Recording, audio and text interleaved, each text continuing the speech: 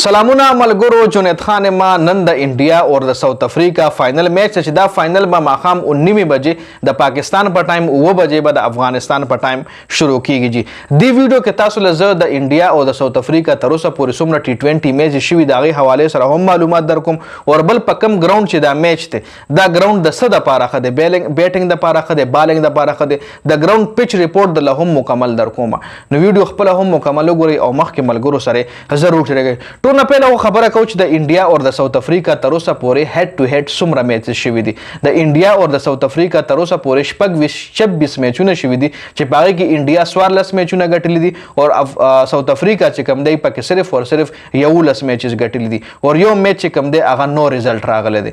مطلب زیات میچز چې کوم دی هغه انډیا ګټلي دي. هیډ ټو هیډ پرفارمنس باندې د انډیا تله چې کوم دی په ساوث افریقا باندې زیاته درنه ده. بل دا ګراوند چې کوم دی دا میچ چې کوم دی دا په کینسنګټن ګراوند دی، کینسنګټن اوول ولا ویل شي، دا هغه ګراوند دی کینسنګټن اوول د دې ګراوند نوم دی او په دا چې کوم دی یو فاسټیسټ سکورینګ ګراوند دی. مطلب په دې باندې سکور زیات کیږي.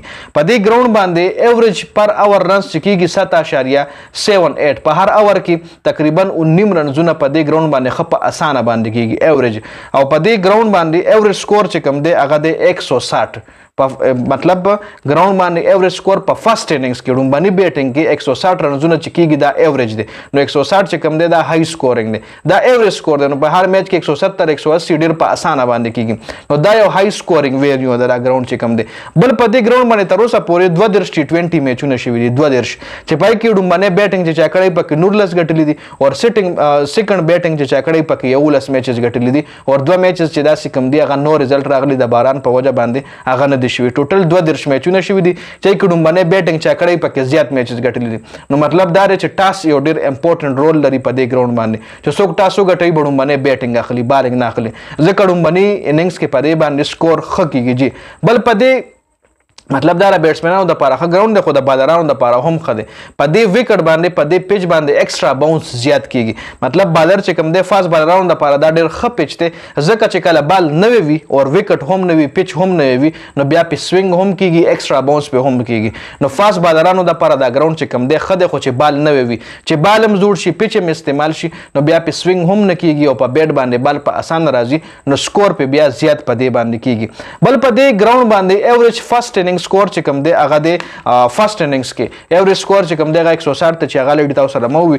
بل په دې ګراوند باندې هایست سکور چې کم شوی دی هغه ویسټ انډیز کړی 224 رنزونه کړي ویسټ انډیز د انګلند خلاف، چې انګلند ورپسې هم تقریبا 203 رنزونه کړي وو.